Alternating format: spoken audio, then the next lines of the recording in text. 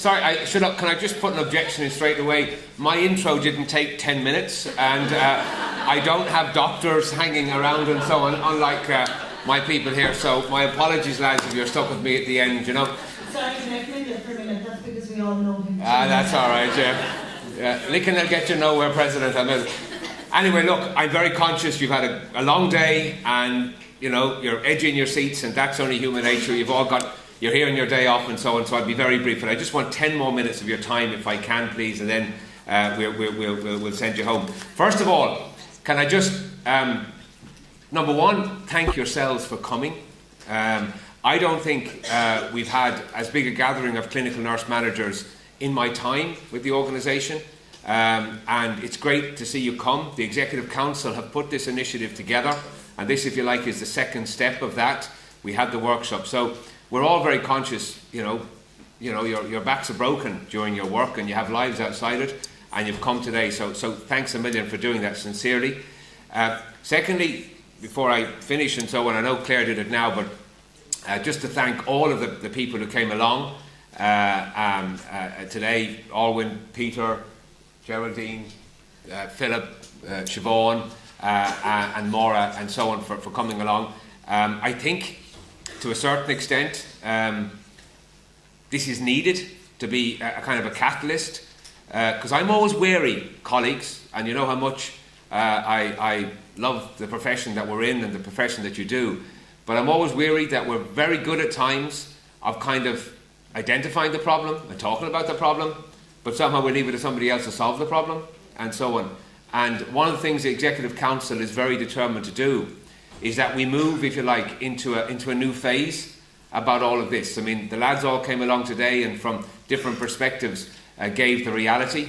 You, in the last hour, have given a reality. I mean, you'd want to be, you know, without any of your five senses, to see the frustration you carry, the anger that you have about the environment you're constantly in. And that's something that we can't ignore, and it's something that we have to respond to. And you know, whether it's documentation, whether it's communication, whether it's a blame culture, whether it's education and training, all of those things form part of the solution. But I do agree that the fundamental thing that has happened to our health system in the last 5 or 6 years, and we can always say that nursing and midwifery wasn't listened to with the proper weight that it should be, and so on. But the last 5 or 6 years, lads, you know, please understand that I, for one, understand that what's happened in the last 5 years to our public health service and to nursing and midwifery in Ireland is immoral. It is dangerous to patients. It has created unsafe environments every day. It has asked too much of you every day, and it cannot be allowed to continue. And I think we have to realise that in this country, with respect to all of us, we don't always have to wait and have another review or another study from an Irish perspective to learn what's happened in other jurisdictions. Like, if the Francis report isn't enough for anyone who cares about a public health service, then they'll never be convinced that we need to do things differently, because it is a critique. And as Peter said, you know, it's not perfect. We don't love every bit of it more than the RCN does. But it quite clearly maps out unsafe staffing, weak management, lack of empowerment, you know, spreading line management too far, you know, not listening to the front line. They are all factors which led to it. So we needn't dwell and do our own little pocket histories and royal commissions, and so we have to learn from that. So what the Executive Council are determined to do is to try and move from this stage, if you like, of, you know, we had the evening workshops we've had today. We now want to grab your expertise, because the Executive Council needs your assistance on this one. And we're asking, on behalf of the Executive Council, that 10 of you today will go on your way out and commit to form a steering and action group on behalf of our clinical nurse and midwife managers, and that you will act as a coordinating group for all the future actions and supports that we want to put in place to help you. Because I certainly commit today, on behalf of the organisation, that I do often think, now I know Siobhan said it today, but in fairness, we have said it inside for a long time. The job of, you know, the clinical nurse manager to the ward sister, whatever title historical you have and so on, to me, is the hardest job of all in our health system, without fail, because you get it from every direction. You get it from the consultants, you get it from your staff nurse team, you get it from your support team, you get it from management and so on. You get everything, and yet you're supposed to maintain an even keel. And as Philip Crowley said this morning, if you have a situation where the clinical nurse manager or the clinical midwife manager is, if you understand me, happy in their job, comfortable in their job, and able to create and maintain an environment in the ward that everyone else can buy into, then with the best will in the world, every other manager can go home. They're not needed, because that makes the ward tick, that makes the patient safe, that makes the journey acceptable to everyone, because you are pivotal to everything. North, south, east and west of you, you're pivotal to everything. But if you're not empowered and you're not given the autonomy to do that, then with respect, no one else, until you're in that place of comfort, in that place of autonomy, in that place of authority, then to be honest with you, everyone else who's floating around, whether it be SecGens and directors of this and performance of that and HR people and employee relations, they're only playing out, because the health system will never be right until you're right. And then if you're empowered, then the patient is safe in your hands. That's the reality. And I don't care what jurisdiction you're in. That is the absolute fact. I'm not saying it because you're in the room today. It is a fact. Hands up those of us who, when we trained as nurses, a couple of years ago now, quiet, just before the degree programme came in, only a bit before it, when we trained and so on, like all of us remember the ward sister that we learn more from in 1 week. I remember I trained in Drogheda. There was a woman there, she won't mind me saying it, Barbara Johnson. Anyone remember Barbara Johnson? I met her there. Yeah, they survived as well. There's only a few of us. There's only a few of us left. But Barbara was, but you didn't mess with Barbara. Do you understand me? Right? But by God did you learn. And did she run the ward fairly, and detached way, in a certain military style, if I was true.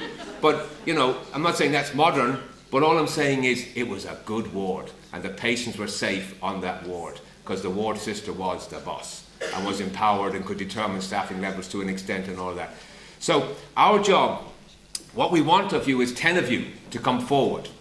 You can put your hands up now, or you can just go quietly to Jean at the back right-hand corner, give your name and your contact details, and we will be in contact with you within the next 7 days to order to agree an action plan, if you like, with the group to try and build on today. And I want to tell this meeting two final things, if you like, that we think are critical, and I know it was mentioned here. And this will, I think, shape the next steps. We are just completing 2 major staffing reviews. One is in relation to midwifery, and we have just carried out a survey of the midwifery staffing levels in the 19 publicly funded hospitals and maternity units in this country, and we'll be engaging with the powers that be, with our midwife section, about that literally within the next week or a fortnight. I have to say to you, colleagues, if you use the UK accepted dependency tool of midwifery staffing, one midwife to 29.5 births, 29.5 births, we have one hospital in this country that in our provisional figures, we have to fine-tune them, is just about there, and everybody else is significantly worse than that. Okay? And that's an immediate challenge which our health service cannot ignore. And I'm not just saying that because of recent coverage of units and so on and so forth. Whether we did or we didn't, and we have to deal with that, that is a fact. You cannot have a situation where another country, our nearest neighbour, accepts that kind of ratio as being the required robust dependency tool for safe care based upon average risk, a marriage of low and high risk mothers and so on. And then we're significantly worse than that. Our provisional figures are that we're 25% understaffed nationally in midwifery than what we need to be.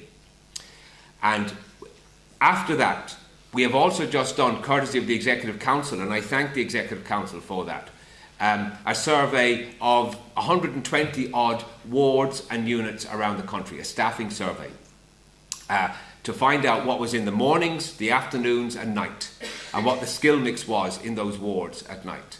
And that's not just acute surgical or medical, it's also specialist, ED, and elder care and community.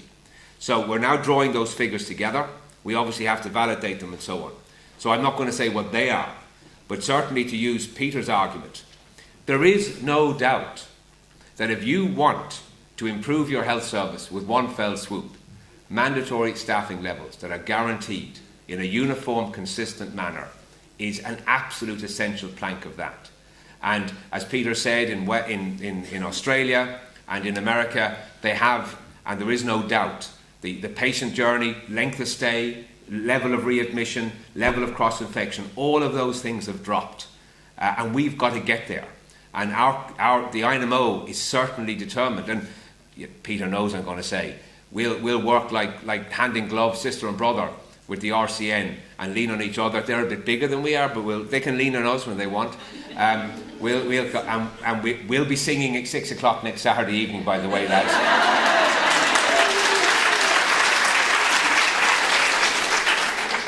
And when we finish, we're going to stand up and give Ireland's Call, a bit of a rendition out to Peter before he leaves. But see, like you have to have a bit of light relief. But on the staffing level front, we are way down. Like the initial survey we did last year with Keith Hurst showed we were worse than the UK. The UK is not good. It needs to be improved. And our situation has worsened. Like we lost another 860 posts in nursing last year. 67% of the total reduction in health service staff last year was carried by nursing and midwifery, even though we only make up 35% of the workforce. So as colleagues, and my colleagues on my left, they can't comment on this, but I'm saying quite clearly, the verbal commitments by government and senior management to protect the front line simply are not borne out by the reality and the facts. The front line has borne the burden of the reduction in staff, not otherwise. And what we want to do is on the midwifery front, go on a major campaign seeking safe staffing, and on the general community elder care front, we want to as well.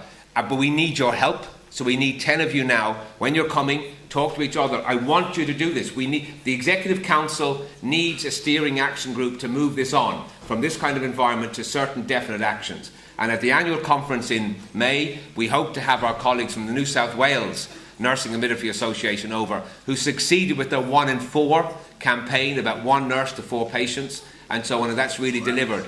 And they will be there. Now they have more work to do. They'll tell you it's not perfect. But what I'm saying to you is, and what Peter said to you is, we're not in a vacuum.